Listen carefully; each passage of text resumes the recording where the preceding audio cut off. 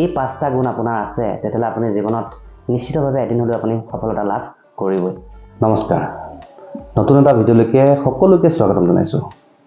তো বন্ধু-বান্ধৱীসকল, এইটো ভিডিঅ'ত আপোনালোকৰ সন্মুখত মই আলোচনা কৰিব বিচাৰিছোঁ 5টা এনেকুৱা অভ্যাস বা 5টা এনেকুৱা গুণ যিকেইটা অভ্যাসে আপোনাক আপোনাৰ জীৱনত সফল কৰি তুলিব। আৰু যদি এই 5টা গুণ আপোনাৰ আছে তেতিয়াহ'লে আপুনি জীৱনত নিশ্চিতভাৱে এদিন হ'লেও আপুনি সফলতা লাভ কৰিবই। তো কি এই 5টা আলোচনা কৰিম। ইয়াৰে যিটো 4 নম্বৰ পইণ্ট, সেই পইণ্টটো, সেই অভ্যাসটো মোৰ অতিকৈ প্ৰিয়, যিটো মই সদায় চেষ্টা কৰোঁ। তো আহক আমি আলোচনা কৰোঁ। নম্বৰ 1, লক্ষ্য নিৰ্ধাৰণ কৰা।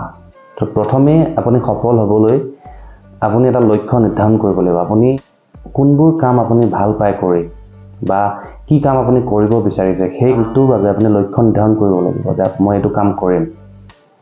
তো যদি এইটো ক্ষমতা আছে তেতিয়াহ'লে ভাল খবৰ, আপুনি প্ৰথম অভ্যাসটোত পাছ কৰিছে। লক্ষ্য নিৰ্ধাৰণ কৰি আপোনাৰ লক্ষ্যৰ প্ৰতি লাহে লাহে আগুৱাই যাব লাগিব।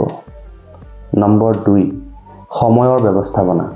যিটো কাম আপোনাৰ বাবে প্ৰয়োজনীয় নহয়, অপ্ৰয়োজনীয় কামবোৰ আপুনি কেতিয়াও সেইবোৰ কামত লাগি নাথাকিব। সেইবোৰ সদায় এভইড কৰি চলিব। সেইবোৰ কামৰ পাছত লাগি নাথাকিব। বিনা মতলবত অপ্ৰয়োজনীয় কামবোৰ কৰি সময় অপচয় নকৰিব। নম্বৰ 3, নিৰৱচ্ছিন্নভাৱে শিকি থাকিবলৈ চেষ্টা কৰক বা শিকি থাকক। আমি সকলোৱে জানো যে হৈছে জীৱনব্যাপী চলা এটা প্ৰক্ৰিয়া। মৃত্যুৰ আগমুহূৰ্তলৈও আমি কিবা নহয় কিবা আমি শিকি থাকিব পাৰোঁ।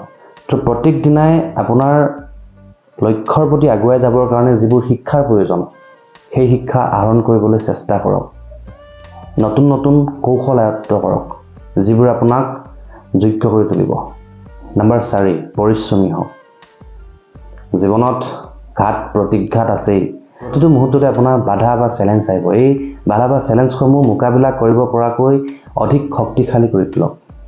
এজন শিল্পীয়ে যেনেকৈ এটা ডাঙৰ পাথৰ ঘঁহি ঘঁহি অলপ অলপকৈ কাটি এটা জীৱন্ত মূৰ্তি ৰূপ দিয়ে, ঠিক তেনেকুৱা এজন শিল্পী হওক। যি কামে কৰিব তাৰ আউটপুট সদায় ভালেই হ'ব। নম্বৰ 5, স্বাস্থ্যৰ যতন লওক। আমি সকলোৱে জানো স্বাস্থ্যই হৈছে আমাৰ পৰম সম্পদ। সুস্বাস্থ্য অৰ্থাৎ স্বাস্থ্যৱান নহ'লে জীৱনত সফলতাৰ ক্ষেত্ৰত বহুখিনি বাধাৰ সন্মুখীন আহি পৰে। গতিকে আপোনাৰ শৰীৰ আৰু মন সদায় সুস্থ ৰাখিবলৈ চেষ্টা কৰক। শেষত এটা বোনাছ টিপ লৈ থওক। আনক আপোনাৰ সামৰ্থ্য অনুযায়ী সহায় কৰিবলৈ চেষ্টা কৰক।